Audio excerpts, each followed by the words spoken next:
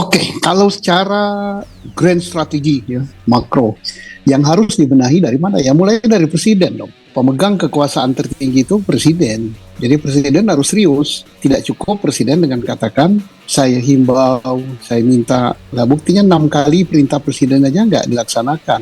Nah di mana ranah bermain mereka?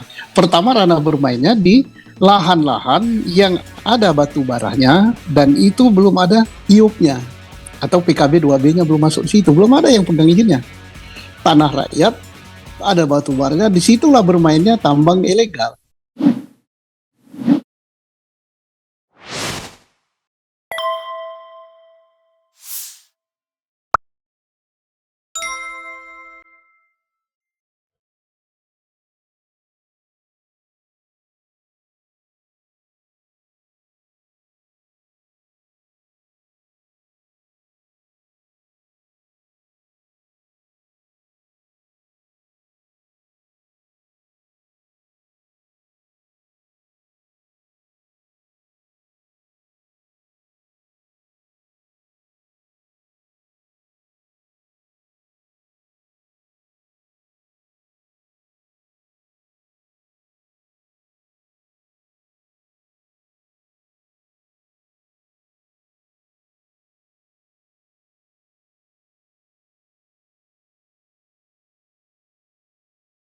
Pak Susno, mulai dari mana pembenahannya dan seperti apa sih realita dan idealita keberadaan lembaga penegak hukum kepolisian Republik Indonesia, terutama peran strategis salah satu organ yang ada di dalam Polri, yakni Kabareskrim sebagai bapak yang pernah menjadi pejabat Kabareskrim dalam konteks persoalan yang sekarang ini kita hadapi, terutama wilayah yang terkait dengan pengelolaan sumber daya alam tambang ini, Pak. Silakan Pak Susno. Oke, kalau secara grand strategi ya, makro, yang harus dibenahi dari mana ya? Mulai dari presiden dong. Pemegang kekuasaan tertinggi itu presiden. Jadi presiden harus serius. Tidak cukup presiden dengan katakan, saya himbau, saya minta. Lah buktinya 6 kali perintah presiden aja nggak dilaksanakan. Kasus Sambo ya, 6 kali ya. Kemudian kemarin tanggal 14 Oktober ada banyak pointernya. Dia katakan karena menurunnya kepercayaan ini kepada Polri karena Polri suka pungli, 19% penyebabnya itu. Polri represif. Yang ketiga, Polri merekayasa perkara. Yang keempat, sikap hedonisme. Nah ini kan apa jabarannya? Ya, jangan ini jadi harus benar-benar itu diperintahkan, kemudian kalau beri target, kalau tidak dilaksanakan ya sanksi. Kapolri juga demikian. Jadi dimulainya dari mana? Presiden, Kapolri, sampai ke elit-elitnya. Kemudian apa yang harus kita benahi? Ya culture, budayanya. Kemudian apa? Ya secara menyeluruh, nggak bisa parsial. Secara menyeluruh itu bagaimana? Mulai dari penerimaan, rekrutmen, pendidikan, penempatan, dan seterusnya. Sampai dengan pendataan, track record daripada anggota itu. Oke, jadi banyak sekali. Nggak bisa kita benahi secara parsial.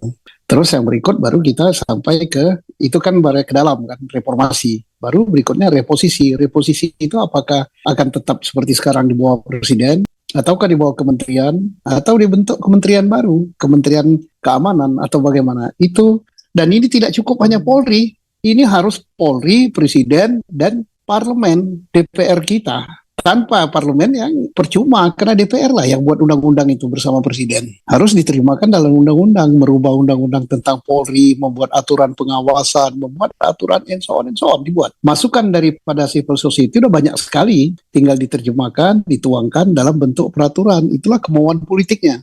Nah berikut kita mengecil lagi kepada persoalan tambang. Di mana sih ranah bermain tambang itu?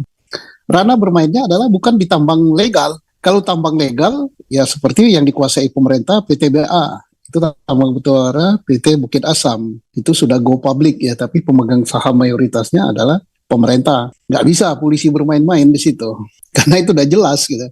Yang berikut tambang swasta banyak sekali, dan besar-besar, yang besar seperti yang sudah go public, KPC, Arutmin, Bumi, Aldaro, ya. Aldaro itu kelompoknya Pak Sandiaga Uno kalau salah ya, sama Erick Thohir. Bayan, dan lain-lain. Ada puluhan. Dan itu sudah go public semua. Dan nggak bisa juga polisi bermain di situ. Kenapa? Karena mereka udah jelas. Sistem pajaknya jelas, sistem royaltinya jelas, sistem untuk apa namanya reklamasi jelas, pembayaran pajak perusahaan jelas, pembayaran pajak bumi bangunan jelas, pajak ekspor jelas. Pendataannya pun sangat akurat. Sekarang sudah computerized ya. Begitu tambang mau mengeluarkan 1 ton, dia sudah computerized. Dan target produksi tahunan sudah tercatat. Untuk dirubah susah sekali. Kalau tidak bisa memenuhi target, maka dia akan kena penalti. Termasuk juga target penjualan ke dalam negeri harus sekian persen. Banyak yang kena DMO kemarin itu karena terlalu banyak ekspor. Tapi pemerintah mengenakan penalti karena tidak dijual dalam negeri. Itu sudah sangat rigid. Nah, di mana ranah bermain mereka? Pertama, ranah bermainnya di lahan-lahan yang ada batu baranya dan itu belum ada IUP-nya atau PKB 2B-nya belum masuk di situ. Belum ada yang pegang izinnya. Tanah rakyat ada batu baranya, disitulah bermainnya tambang ilegal. Atau di antara kedua tambang, misalnya di sini milik PT A, di sini milik PT B, ada namanya buffer zone, areal perbatasan. Di situ batu bara semuanya. Bermainlah di situ. Nah, pada tingkat-tingkat tambang yang tidak ada izin ini, mereka jelas tidak bayar pajak kepada pemerintah, tidak membayar royalti, tidak membayar kewajiban-kewajiban lain. Nah, kewajiban-kewajiban itulah yang dipermainkan. Dan ini jumlahnya banyak. Kalau jutaan ton ya berapa? Ya juta kali juta ya bisa ratusan miliar. Di sinilah ranah permainan itu. Nah, kenapa begitu? Ya tadi karena ada yang koordinir gitu. Yang koordinir di bawah ya, kita tidak ada izin, kita ilegal, kalian tutup mata ya, kita ada permainan kucing-kucingan. Nah, ranah bermainnya tuh di situ.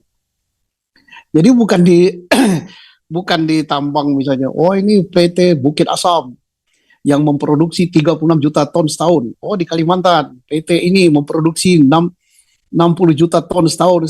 Itu nggak bisa. Dan itu tambang itu sudah go public, udah milik rakyat juga gitu sebagian. Kenapa? Itu sahamnya udah dijual ke ranah publik ya. Nah, yang bermainnya itu di tambang-tambang yang memang tidak ada izin sama sekali dan mereka tambang itu tidak membayar royalti, tidak membayar pajak, tidak membayar pajak bumi bangunan dan lain-lain tidak bayar. Jadi main tidak juga melakukan reklamasi. Kalau tambang yang ada izinnya itu tidak bisa dianggap mereklamasi karena setiap ton batu bara yang dia jual itu sudah dipungut biaya reklamasi dan dimasukkan di dalam bank. Kalau tambang itu tidak mau mereklamasi, menutup lubang yang dia gali, dia akan rugi. Karena duit dia yang sudah terkumpul di bank untuk menutup lubang atau pit itu lebih besar daripada biaya dia nutupnya. Kalau dia tutup, maka lebihnya bisa dia ambil. Ya pasti ditutup. Kalau nggak ditutup ya rugi. Nah itu. Kemudian tambang ilegal tadi juga tidak juga memperhatikan lingkungan.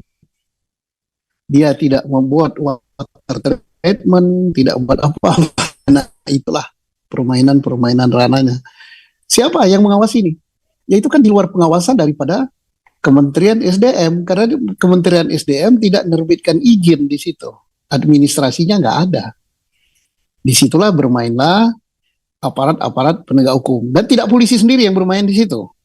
Ya tentu ada aparat Pemda, ada aparat keamanan lain, ada preman di situ ya, tapi polisi lah yang paling besar peranannya.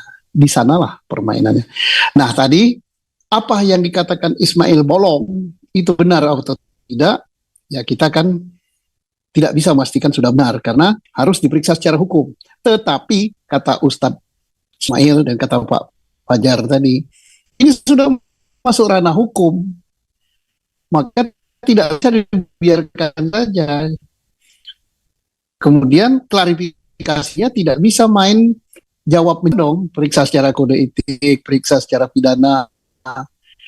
Ya kalau tidak terbukti, klarifikasi supaya pejabat itu tidak tersandra, supaya organisasi Polri tidak negatif citranya. Kalau terbukti, ya proses benar-benar, ya proses pidana, proses juga kode etik. Dan tidak akan merusak nama baik Polri. Dan demikian juga, kalau itu tidak benar, Ismail Bolong yang memfitnah, ya tangkap Ismail Bolong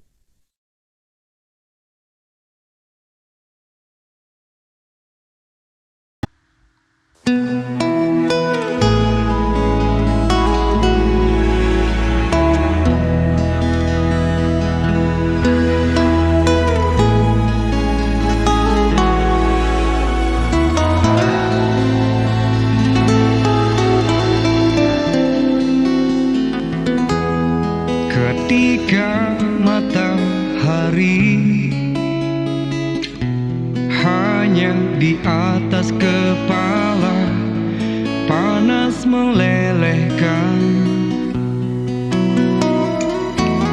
Ketika keadilan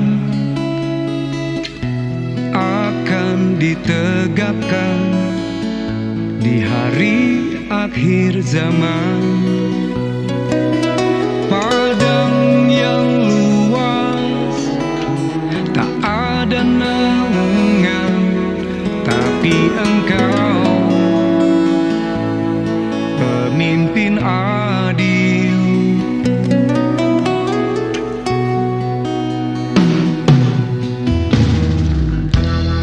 Setiap manusia adalah khalifah di muka bumi ini. Engkau khalifah, dari khalifah kau dinaungi, kau dirahmati. Tapi Engkau khalifah, dari khalifah kau dinaungi, kau diselamatkan. Oh, dari hari pembalasan Engkau bisa bawa mata air kebaikan bagi manusia.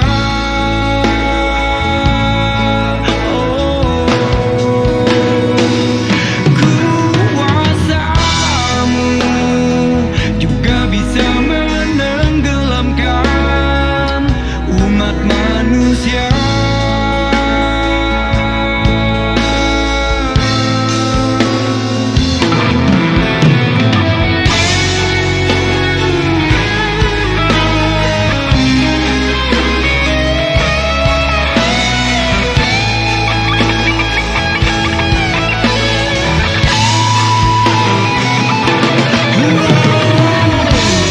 Tak ada bahteramu, tak ada penyelamat, maka adillah kau pemimpin.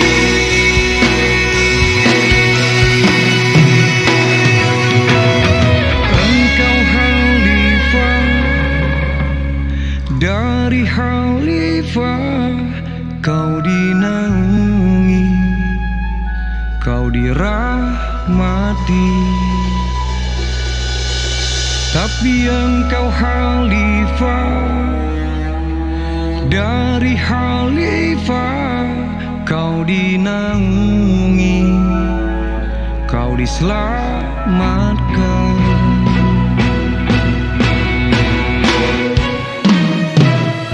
Engkau bisa bawa mata air kebaikan bagi manusia.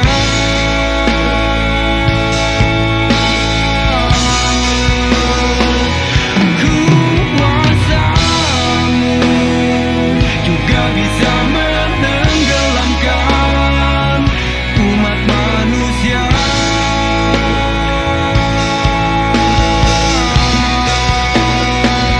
Engkau bisa bawa mata air kebaikan bagi manusia.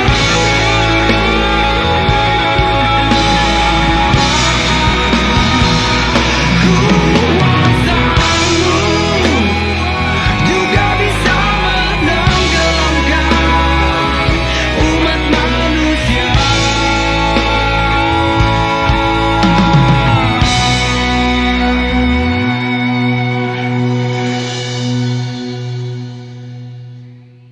Tapi Engkau khalifah, dari khalifah kau dinaungi, kau diselamatkan.